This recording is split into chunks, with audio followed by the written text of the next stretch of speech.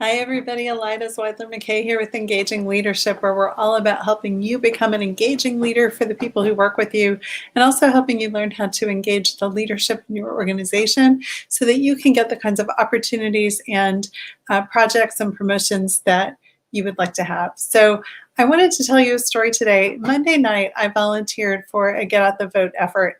I was making calls to be sure that people had a plan to vote, that they knew where and how and when, and really were ready to go take that kind of action. It was a great way for me to burn through some of my pre-election jitters and also to support something that I think is really important, which is the idea that we can each contribute to building the systems that we want to live in.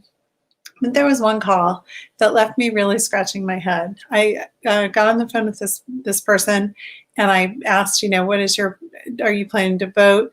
And she said, we don't vote. She said, I work with the federal government. My husband's in the military. We're going to have to work for whoever gets elected, so we just don't vote. And I was stunned into silence. And finally, I managed to squeak out something like, wow, that's really interesting. Is there something that has you worried about voting? Because I was thinking, maybe she's afraid that they would find out how she voted and she'd get in trouble, or I don't know what I was thinking. And she just said, no, we just don't vote. I said, wow, I'm so curious about that. Do you mind telling me more? And she said, well, the thing is, if we get all involved and we get our hopes up and then our guy doesn't win, we're going to be disappointed. And in the end, we have to work with whoever wins anyway. So it's better not to have to go through all that. We just take it the way it goes. And that really got me thinking about all the different ways that we either take agency or we don't. We back away from what we want in order to avoid disappointment.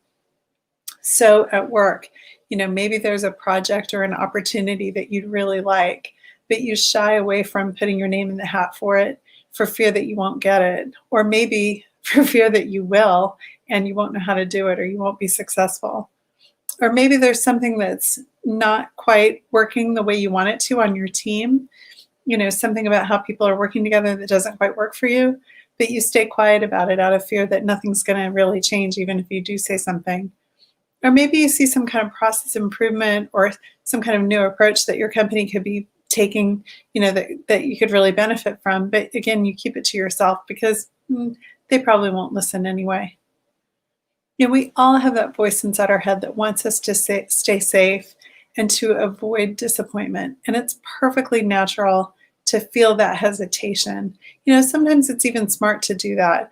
There are times when speaking up or taking a stand truly does come at a cost or a risk to your career. The thing to pay attention to is whether your current situation is really one of those times, like really a risky proposition, or whether it's not. Is the decision you're making to take action or to not take action coming from a true assessment of the current situation, or is it just coming from an old habit? And one clue about that is to listen to the language that you're using about the situation. So that non-voter that I spoke to didn't say, we aren't voting this time because. She just said simply, we don't vote. It was a statement of fact about who she is and what she does. Now, those kinds of statements are very powerful. They define who we are, they define what we stand for, they define what we do. They can be really helpful at setting boundaries or setting standards for ourselves and for our companies. For example, a statement like, I don't drink alcohol, sets a clear boundary about what I put in my body. Or I am athletic, sets a standard for myself as being someone who's active and strong and healthy. Or something like, I'm someone who meets my goals, helps me keep my eye on the prize and keep me in motion, taking action toward my goals. These identity statements are productive, and they're like a driving force that contributes to well-being and success. But unfortunately, some of the identity statements that we make about ourselves limit our choices and limit our power and our possibilities.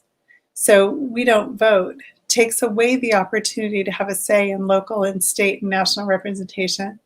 Something like, I don't make waves, or I go along to get along, eliminates the possibility of changing circumstances that aren't working for us. A statement like, success is for other people, reduces our energy to take action and to achieve. Or the Thoughts like, I'm not very organized, or I'm not good with technology, or I'm not good with math provide excuses for why we're not where we want to be. These kinds of identity statements can be real restraining forces that can hold us back if we're not paying attention. So moving away from those disempowering statements can take some courage. It takes a real willingness to risk disappointment, to risk failure. Your candidate might not win. You might not get the promotion that you wanted. Your idea may not work. Things on your team might not change even if you do say something. To face that possibility, it can be really helpful to see the power in the action itself, not just in the result. I vote not only so my candidates will win, but because I really value the core idea of democracy, that every voice matters. You would take the steps to get a promotion, not only for the promotion itself, but because of what you might learn and how you might grow along the way through the process of going for it. You'd risk speaking up in your team, not just for the specific thing you want, but because in doing so, you claim your place as a contributing member. You step into your role on the team. When you take action from that place of possibility, where you're focused on the action itself for the sake of it, not just the outcome, you win regardless of the outcome. So I'm wishing you all lots of opportunities to have courage, take action, step up, do it for the sake of it. Have a good week.